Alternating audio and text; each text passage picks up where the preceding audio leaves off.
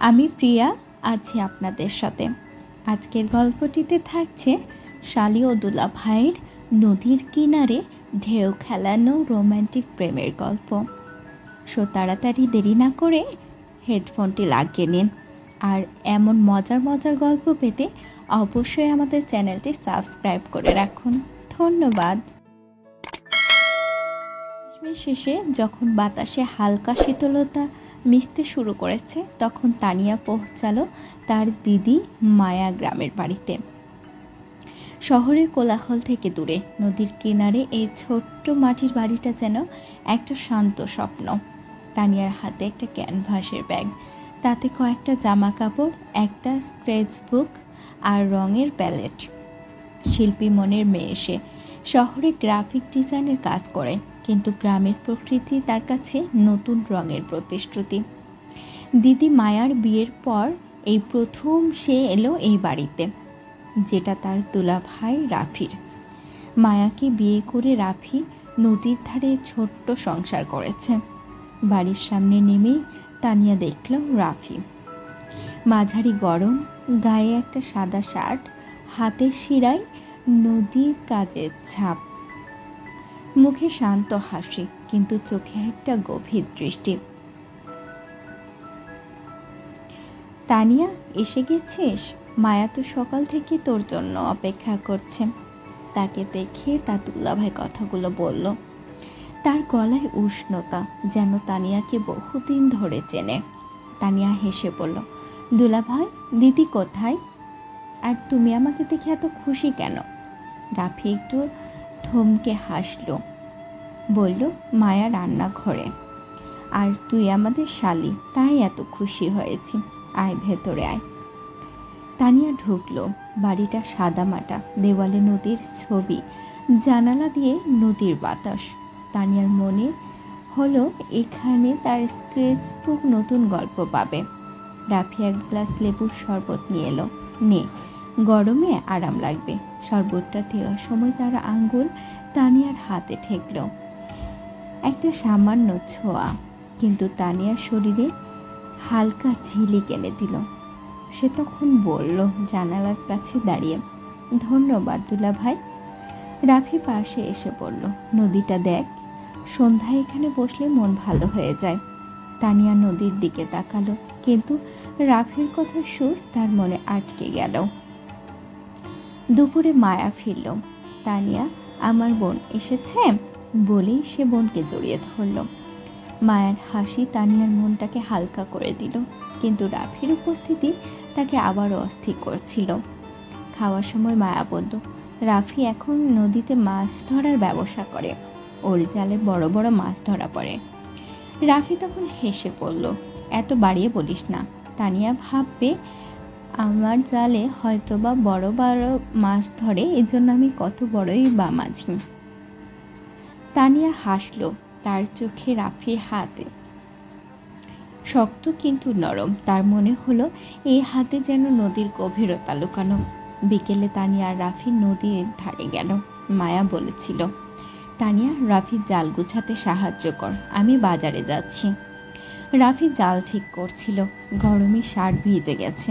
তানিয়া বলল, জালের প্রান্ত দিয়ে বলল, এটা ধর। তানিয়া ধরতে গিয়ে রাফির হাতে হাত ঠেকল। শহরের মেয়ে, জাল ধরতে পারবি? রাফি তখন হেসে বলল। তানিয়া তখন বলল, দুলা ভাই, তুমি শেখাও। তাদের হাত আবারও ছুঁয়ে গেল। তানিয়ার মনে ঢেউ খেলে উঠল। সন্ধ্যায় তিনজনে উঠোনে বসল। মায়া বলল, কাল নদীতে নৌকায় চড়ব। রাফি তোকে নদীর মাঝে নিয়ে যাবে। রাফি তখন হেসে বলল, দেখবি তানিয়া, নদী কতটা সুন্দর। তানিয়া হাসল, বলল, কিন্তু রাফির চোখে তার মনটা যেন অস্থির হয়ে গেল। পরদিন নৌকায় রাফি দাঁড় বাইছিল। তানিয়া, সে তখন তানিয়াকে দেখে বলল, দাঁড়টা ধর। তার হাতের শক্তি তানিয়ার মনে ঢেউ তুলল। দুলা ভাই, তুমি তো দেখি নদীর রাজা। তানিয়া হেসে বলল। রাফি হাসল, তার চোখে আলো। প্রথম রাতের বিস্তারিত দৃশ্য রাতে তানিয়া একা ঘুমাতে ভয় পায়। মায়া বলল, তানিয়া আমাদের সঙ্গে শুবে। তিনজন এক খাটে। তানিয়া বেশ লজ্জা পেল, কিন্তু পরে রাজি হয়ে গেল। ঘরটা ছোট, মাটির দেওয়ালে নদীর গন্ধ। বড় খাটে মাঝে মায়া, এক পাশে রাফি আর আরেক পাশে তানিয়া। জানালা দিয়ে চাঁদের আলো ঢুকছে, ঘরে হালকা আলো আধারে। রাত গভীর হলে সবাই ঘুমিয়ে পড়ল, কিন্তু রাত 2টোর দিকে তানিয়া একটা ফিসফিস আওয়াজ শুনতে পেল। মায়া রাফির কানে বলছে, রাফি, আমার মনটা আজ উড়ু উড়ু করছে, একটু কাছাকাছি থাকি। রাফির গলা ঘুমে চড়ালো। মায়া তানিয়ার পাশে বলল, ও জেগে গেলে? মায়া হেসে পড়ল, ও গভীর ঘুমে, কিচ্ছু টের পাবে না। আর পেলেও কি, আমরা তো স্বামী স্ত্রী। চিন্তা ছাড়ো। রাফি একটু নড়ে চড়ে বসলো। তার শার্টের কিনারা খাটে ঘষে হালকা শব্দ হলো। মায়া তার হাত ধরে টানলো, আয় না একটু মজা করি। রাফি দ্বিধা করল, কিন্তু মায়ার হাত তার কাঁধে পড়তেই সে কাছেল। ঘরে শুধু চাঁদের আলো, তাদের ছায়া দেওয়ালে নড়ছে। মায়ার শাড়ির আঁচলে খাটে পড়ে আলতো শব্দ তুলল। তারা কাছাকাছি এলো, কথা কম, শুধু নিঃশ্বাস আর মাঝে মাঝে মায়ার হালকা হাসি। খাটটা বেশ কাঁপছিল, খাটের ফ্রেমে ক্যাচ ক্যাচ শব্দ। মাঝে মাঝে কম্বলের ঘষা টানি, রাফির গভীর শ্বাস। মায়া ফিসফিস করে বলল, আস্তে রাফি, মজা লাগছে। রাফি হেসে কি যেন বলল, কিন্তু শব্দটা ঝাপসা। তানিয়া ঘুম ভেঙে গেল। প্রথমে সে ভয় পেল, কিন্তু খাটের নড়াচড়া আর মায়ার হাসি শুনে বুঝল তার মনে অস্বস্তি, কিন্তু সঙ্গে একটা অদ্ভুত কৌতূহল। সে চোখ বন্ধ রাখল, শরীর নিশ্চল। কানে এলো খাটের শব্দ, মায়ার মৃদু হাসি, রাফির নিঃশ্বাস। ঘরের বাতাসে নদীর গন্ধ মিশে তানিয়ার মনে একটা ছবি আঁকছিল। সে মনে মনে হাসছিল, কিন্তু নড়ল না। শব্দগুলো ক্রমশই কমে এলো, আর খাট শান্ত হয়ে গেল। তানিয়া আবার ঘুমের ভান করলো। সকালে তানিয়া আর মায়া রান্নাঘরে ঢুকলো। তানিয়া দুষ্টুমি করে বলল, দিদি, দুলাভাই তো রাতে খুব খেলে। মায়া বেশ লজ্জা পেল, বলল, কি বলছিস? তানিয়া তখন হেসে বলল, খাটটা যেভাবে নড়ছিল, মনে হয় দুলাভাই চ্যাম্পিয়ন। মায়া তানিয়ার গাল টিপে বলল, তুই জেগেছিলি? তানিয়া হেসে বলল, একটু জেগেছিলাম, কিন্তু চোখ বন্ধ। তোদের খেলা শুনে মজা পেয়েছি। দুই বোনই হাসল। এরপর দ্বিতীয় রাতের বিস্তারিত দৃশ্য পরে চোখ বন্ধ করে নিল। মায়া বলল, তানিয়া, তুই আলাদা শুবি, ভয় কাটা দরকার। তানিয়া বলল, না দিদি, আমি একা ঘুমাতে পারবো না। মায়া মুচকি হেসে বলল, আচ্ছা, আমাদের সঙ্গে এসো। দিনটা কাটলো নদীতে নৌকা চড়ে, রাফির গল্প শুনে। রাতে তিনজন আবারও এক খাটে। ঘরে চাঁদের আলো, জানালা দিয়ে নদীর শব্দ। রাত গভীর হলে মায়ের মনে দুষ্টু উৎসাহ জেগে ওঠে। সে রাফির কানে ফিসফিস করল, রাফি, আজ মনটা খুব ভালো, একটু জোরে খেলি, কেমন? রাফি চমকে বলল, তানিয়া পাশে।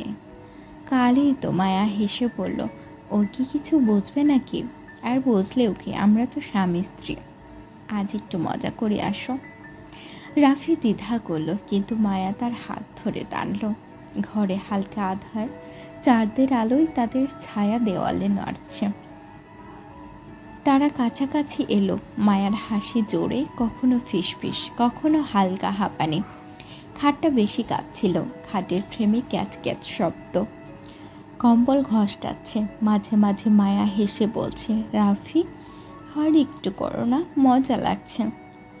রাফির নিঃশ্বাস গভীর, কখনো হালকা হাসি। ঘরের বাতাসে নদীর গন্ধ, তাদের শব্দে সঙ্গে মিশে গেছে। তানিয়ার কানে পৌঁছালো সেগুলো। তানিয়ার ঘুম ভাঙল। শব্দ এত জোরে যে সে প্রথমে ভয় পেল, কিন্তু মায়ার হাসি শুনে বুঝল তার মনে যেন অস্বস্তি, কিন্তু কৌতূহল বেশি। সে চোখ বন্ধ রাখল, আর শরীরটা নিশ্চল। খাটের নড়াচড়া, মায়ার হাসি আর রাফির শ্বাস। সব মিলিয়ে তানিয়ার মনে কি যেন একটা ছবি আঁকছিল। মায়া যেন আজ আরও উৎসাহী, তার হাসিতে দুষ্টুমি, রাফির শব্দে মজা। তানিয়া মনে মনে হাসল, কিন্তু নড়ল না। শব্দ ক্রমশই কমল, ঘরে শান্ত হলো ঘরটা। পরদিন তানিয়া ফিরল, রাফি আর মায়া বিদায় দিল। বলল মায়া, আবার আসিস তানিয়া।